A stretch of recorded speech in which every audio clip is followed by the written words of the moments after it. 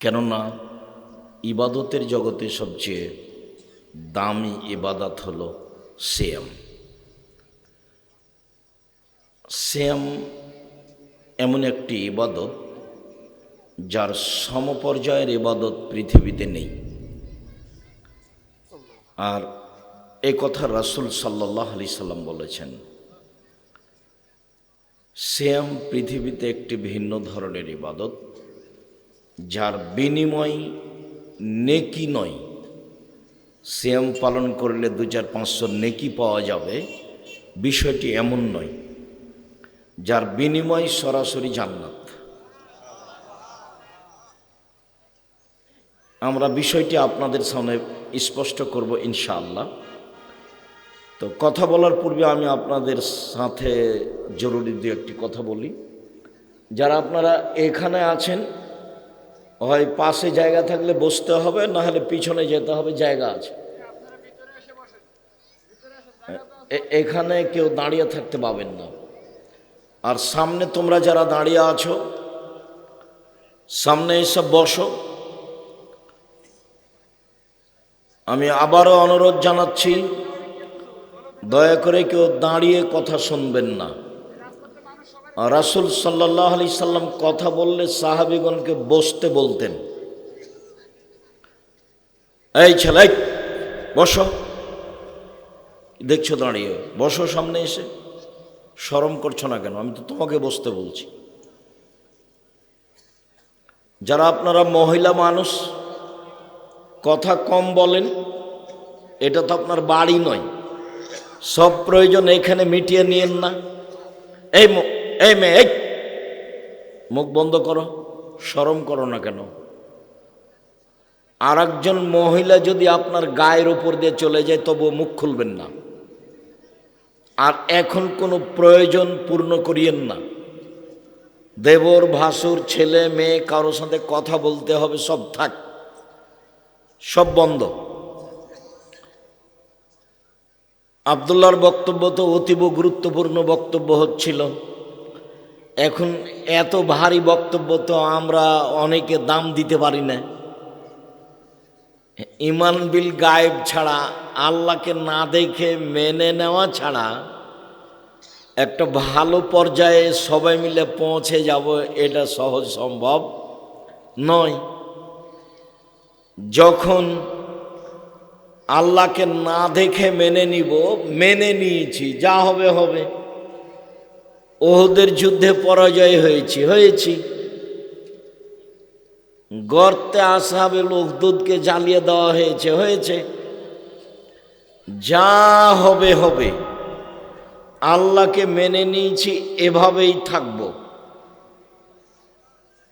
তখন তাকে বলা হয় ইমান বিল গায়েব। আর খ্রিস্টান আব্রাহাম লিঙ্কনের কাল্পনিক পদ্ধতির উপরে জীবিকা নির্বাহ করলে যা হওয়ার তাই হবে। মারামারি, দাঙ্গামা, হাঙ্গামা, হইচই, কোটি কোটি টাকা খরচ, যা বাস্তব দেখতে পাচ্ছি। সেইগুলো খুব বিস্তারিত আলোচনা হচ্ছিল। অবশ্যই বুঝেছি, আমল করার চেষ্টা করব ইনশাআল্লাহ। তোমরা যারা দায়িত্ব পালন করছো, এখানে মধ্যে এবং শেষে দাঁড়িয়ে থাকো। তোমরা 4-5 জন দায়িত্ব পালন করো, এখানে থাকবা, মধ্যে 2 জন থাকবা, এবারে শেষে থাকো।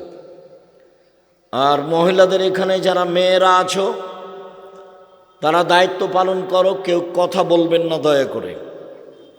আপনাকে আবারও বলছি, আপনি একটু শরম করেন, একটু লজ্জাবোধ করেন, একটু ইতস্তবোধ করেন, একবারে মুখ বন্ধ রাখেন। আমি আপনার কিছু না কিছু উপকার করব ইনশাআল্লাহ। আমরা আলোচনার শুরু থেকে নিয়ে শেষ পর্যন্ত সিয়াম শব্দ ব্যবহার করব, রোজা নয়। রোজা কোরআনেও নেই, হাদিসেও নেই। সিয়াম কোরআনেও আছে, হাদিসেও আছে।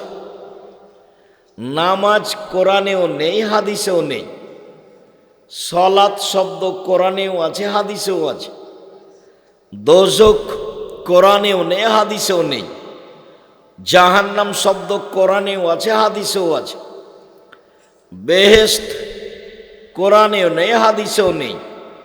জান্নাত শব্দ কোরআনেও আছে, হাদিসেও আছে। খোদা শব্দ কোরআনেও নেই, হাদিসেও নেই। আল্লাহ শব্দ কোরআনেও আছে, হাদিসেও আছে। তো এইগুলো শব্দ কোরআন হাদিসে থাকলো, তারপরে ওইগুলো চললো। কিভাবে চললো? আলেম ওলামার ক্ষমতার দাপটে চললো। যেমন এখন দাপটে সব কিছুই চলে। জুয়াচোর, দাগাবাজ, ধোকাবাজ, চাঁদাবাজ সমাজে ক্ষমতা দেখিয়ে চলে। অথচ দিনরাত বলছি ক্ষমতা জুলুম করে দেখায়ও না। সময় 45 মিনিট। জুলুম করে ক্ষমতা দেখাও যদি, দলীয় দাপট দেখিয়ে মানুষকে জেল হাজতে দাও, মানুষকে মারো, হত্যা করো, তাহলে সময় খুব কম। ফেরাউনের তার চেয়ে কম, 2-3 মিনিট। এই যে ডুবলো, এই ডুবলো, ডুবলো নেই। আর আদ সামুদ তার চেয়ে কম, 30 সেকেন্ড। আদ সামুদ বিদ্যুৎ নাই। যাদের যত জুলুম বেশি হবে, তার ধ্বংস তত অল্প সময়ে হবে। আল্লাহর সামনে টিকা যাবে না, দুনিয়াতেই।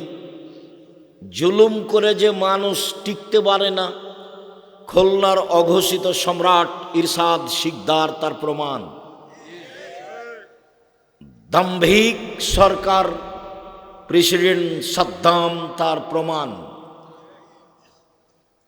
ক্ষমতা দেখিয়ে, দাপট দেখিয়ে দুনিয়াতেও টিকা যায় না, পরকাল তো বহু দূরের কথা। এগুলো আপনাদের চোখের সামনে। এরপরেও শিক্ষা কখন নেবেন? সিয়াম শব্দ ব্যবহার করব, রোজা নয়। সিয়াম শব্দের আভিধানিক অর্থ হচ্ছে বিরত থাকা। শরীয়তের পরিভাষায় ফজরের আজান থেকে নিয়ে সূর্য ডুবা পর্যন্ত খাওয়া, পান করা, স্ত্রী মিলন, যাবতীয় অপছন্দ কথা ও কর্ম থেকে বিরত থাকার নাম সিয়াম। সিয়াম শব্দের আভিধানিক অর্থ বিরত থাকা। শরীয়তের পরিভাষায়, এই ছেলে, ওই ছেলেটা ওরা হাঁটছে কেন? কি কাজ তাদের? তোমরা ওই সামনে দাঁড়িয়ে আছো, 2-1 ওই সামনে মুখে দাঁড়িয়ে আছো কি কেউ? তোমরা যারা এই গ্রামের লোক, আমাদের ডেকে নিয়ে এসো, তোমরা কি করছো? তোমরা আমাদের সহযোগিতা করো। এক পায়ে দাঁড়িয়ে থাকো শুরু থেকে নিয়ে শেষ পর্যন্ত। আমি তো আর আব্দুল্লাহ বিন ফজল রাহিমাহুল্লাহ নই যে ফজর পর্যন্ত বক্তব্য দিব। তো অল্প সময় ধৈর্যের পরিচয় দিবেন। সিয়াম শব্দের আভিধানিক অর্থ হলো বিরত থাকা। শরীয়তের পরিভাষায় ফজরের আজান থেকে নিয়ে সূর্য ডুবা পর্যন্ত খাওয়া, পান করা, স্ত্রী মিলন, যাবতীয় অপছন্দ কথা ও কর্ম থেকে বিরত থাকার নাম সিয়াম। জুলুমবাজ যারা রোজা থাকে, তারা সিয়াম থাকে না। ধোঁকাবাজ যারা, চাঁদাবাজ যারা, তারা রোজা থাকে, উপবাস থাকে, সিয়াম থাকে না।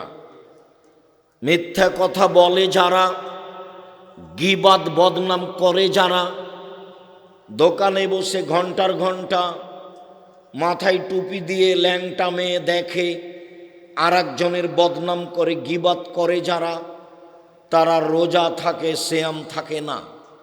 তারা উপবাস থাকে, বিরত থাকে না।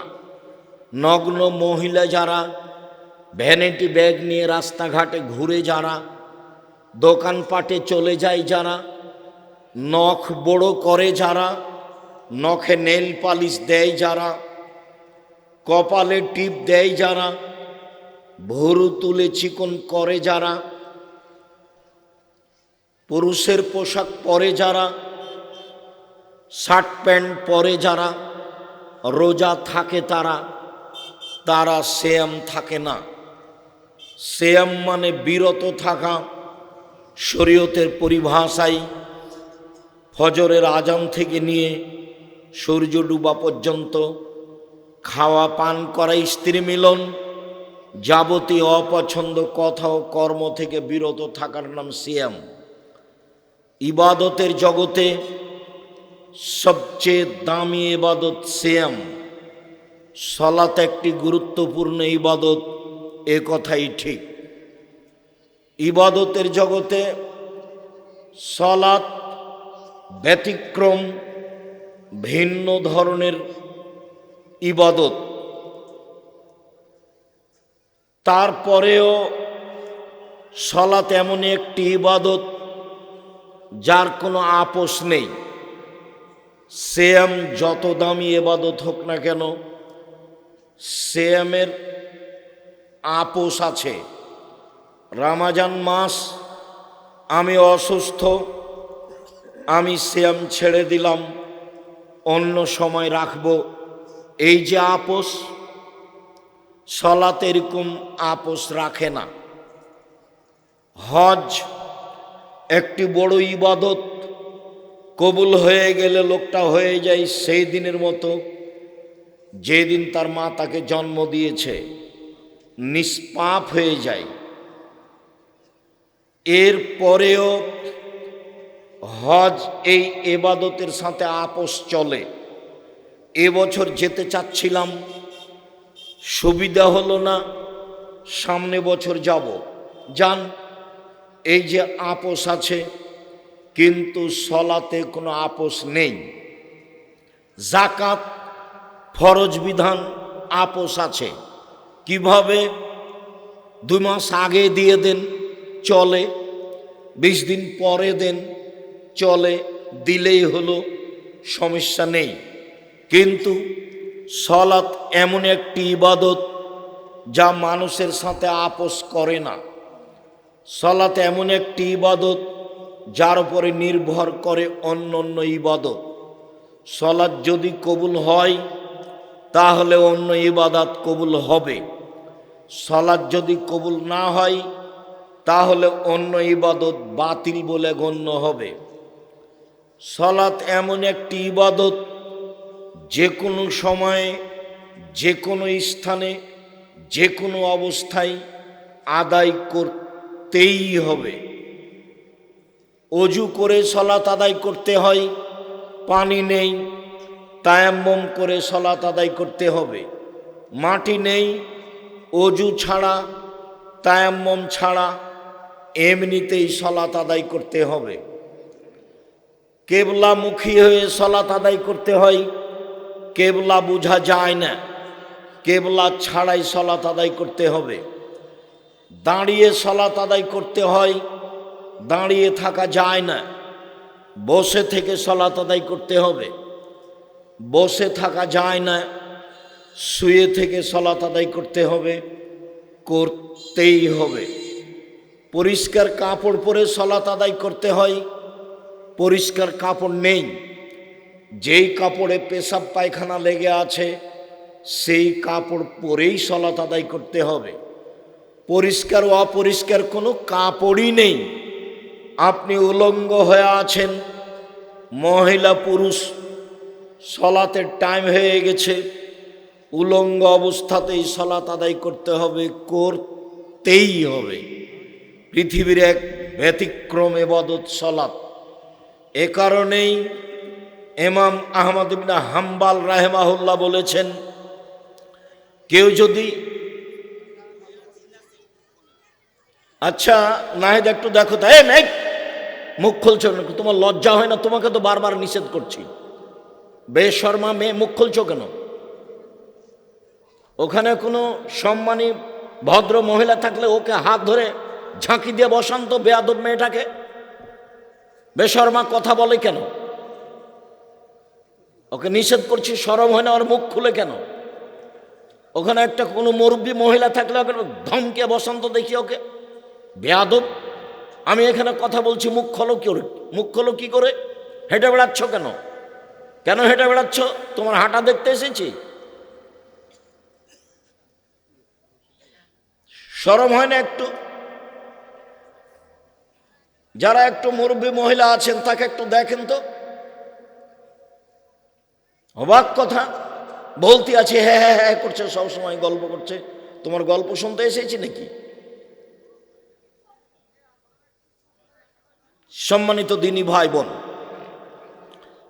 ইমাম আবু হানিফা রাহিমাহুল্লাহ বলেন, ইমাম আহমদ বিন হাম্বল রাহিমাহুল্লাহ বলেন, অলসতা করে কেউ যদি সালাত ছেড়ে দেয় তাহলে তাকে হত্যা করতে হবে, বেঁচে থাকার সুযোগ নেই।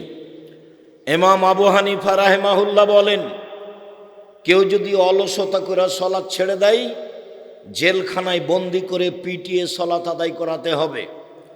বর্তমান আরবি বিদ্বানগণ বলেন, স্বামী সালাত আদায় করে স্ত্রী করে না, স্ত্রী সালাত আদায় করে স্বামী করে না, তাহলে বিভাগ কেটে গেছে। চেয়ারম্যান লাগে না, মেম্বার লাগে না, কাজী লাগে না, খাতা কলম লাগে না, বিভাগ এমনিতেই গেছে। তারা আরো বলতে চান, এই সময়ে এই মারা গেলে এর জানাজা হবে না। জানাজা তো হবে না, হবেই না। এই লাশ মুসলমানের কবরস্থানে দাফন করা হবে না, এই লাশকে শ্মশান ঘাটে ফেলে দিতে হবে। হিন্দুদের তার নাম সলাত। এর পরেও সলাত যতই ভিন্ন ধরনের ইবাদত হোক না কেন, কেউ যদি বলে এটা সেম, রোজা সেম, সলাত সিয়ামের সমপর্যায়ের ইবাদত, তাহলে ভুল হবে। সিয়াম এমন একটি ইবাদত যার সমপর্যায়ের ইবাদত পৃথিবীতে নেই। এটার নাম সিয়াম, রোজা। সলাত সিয়ামের সমপর্যায়ের ইবাদত জিনা। হজ সিয়ামের সমপর্যায়ের ইবাদত জিনা। সিয়ামের সমপর্যায়ের ইবাদত পৃথিবীতে নেই। তাসবিহ তাহলিল জিকির আজকার সিয়ামের সমপর্যায়ের ইবাদত জিনা। রাসূল সাল্লাল্লাহু আলাইহি সাল্লাম না করে দিয়েছেন, সিয়ামের সমপর্যায়ের ইবাদত পৃথিবীতে নেই। সিয়াম পালন করে নেকি পাওয়া যায় না, জান্নাত পাওয়া যায়। ধারাবাহিকভাবে বললে আপনি স্পষ্ট বুঝতে পারবেন। চলেন দেখি। সম্মানিত দিনী বোন, আবার আপনাকে একটু বলি, মুখটা বন্ধ রাখেন। যারা মুরব্বী মহিলা তারা একটু চেষ্টা করেন, মুখ খুললেই আপনি তাকে আর মুখে বলবেন না, তাকে একটু ইশারা করে সতর্ক করবেন। এতবার বলার পরেও মুখ বন্ধ করে না কেন? আর একটু শরম হয় না কেন? হায়া হয় না কেন? সম্মানিত দিনী বোন, রাসূল সাল্লাল্লাহু আলাইহি সাল্লামকে মূল্যায়ন করেন, আপনাদের জন্য জান্নাত সহজ। গল্প করছেন কেন? বাপ ভালো মানুষ নয় সেই জন্য গল্প করছেন কেন? স্বামী কাপুরুষ, ঘৃণিত স্বামী, সেই জন্য। স্বামী যদি এরকম ক্ষমতাশীল হতো তাহলে তো আপনি এখানে মুখ খুলতেন না। আর একজন গায়ের উপর দিয়ে চলে গেলেও, আর একজন গায়ের উপর দিয়ে চলে গেলেও মুখ খুলতেন না। এই জন্য বলেছি আপনি আপনার আব্বাকে চাচা বলে ডাকবেন। বাপ মানে তো ক্ষমতা, বাপ মানে তো ক্ষমতা। বাপ কাকে বলে দেখবেন, বহুদিন এই মাঠে দেখিয়েছি। আজকে একটু দেখাই বাপ কাকে বলে। মেয়েটা কথা বলছে কেন? ওর বাপ অযোগ্য, ওই জন্য। ওর বাপ একটা কাপুরুষ, এই জন্য। ওর বাপ কুকুর সিরিয়ালের মতো জীবিকা নির্বাহ করে, সেই জন্য। বাপ কাকে বলে? এক মিনিট।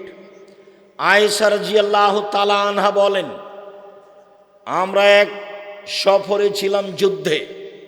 বাড়ি ফিরে আসছি, হঠাৎ করে আমার গলার হার হারিয়ে গেল। হারটি আমার বড় বোন আসমার ছিল, খুঁজে পাচ্ছি না। শরম লজ্জার ব্যাপার, কি করা যায়? জনগণ আটকা পড়ে গেল, পানি নেই, অজুও করতে পারি না, সলাত আদায় করতে পারি না, বড় বিপদে পড়ে গেলাম। আমার আব্বাকে জনগণ বলল, আপনি জানেন আপনার মেয়ে কি ঘটিয়েছে, কি হয়েছে? আপনার মেয়ে তো হার হারিয়েছে, গলার হার আমরা খুঁজে পাচ্ছি না, সলাতের টাইম হয়ে গেছে, পানি নেই, অজু করতে পারছি না, সলাত আদায় করতে পারছি না, যেতেও পারছি না, কি করি? আবু বকর সিদ্দিক রাদিয়াল্লাহু তাআলা বলেন, তাই? এই বলে তিনি মেয়ের কাছে আসলেন। তখন দেখলেন জামাই মেয়ের উরু রানের ওপরে মাথা দিয়ে ঘুমাচ্ছেন। এইদিকে লক্ষ্য করেন। যখন তিনি মেয়ের কাছে আসলেন তখন দেখলেন যে জামাই মেয়ের উরু রানের ওপরে মাথা দিয়ে ঘুমাচ্ছেন। এরকম অবস্থা যদি আমাদের দেশের পিতা দেখে, শ্বশুর দেখে যে জামাই মেয়ের উরু রানের উপরে মাথা দিয়ে ঘুমাচ্ছে, তাহলে আগিয়ে যাওয়া তো দূরের কথা, পাল্টা এভাবে ঘুরে যাও। বুঝতে পারেননি বিষয়টি? এইভাবে ঘুরবে না, সামনে যেতে লজ্জা পাবে। যেইভাবে জামাই মেয়ের উরু রানের উপরে মাথা দিয়ে ঘুমিয়ে আছেন, এই অবস্থায় আয়েশা রাদিয়াল্লাহু তাআলা আনহা বলেন, ফাল্লাকা জানি লাকজাতান শাদীদা, আমার কোমরের উপরে খুব জোরে মারলেন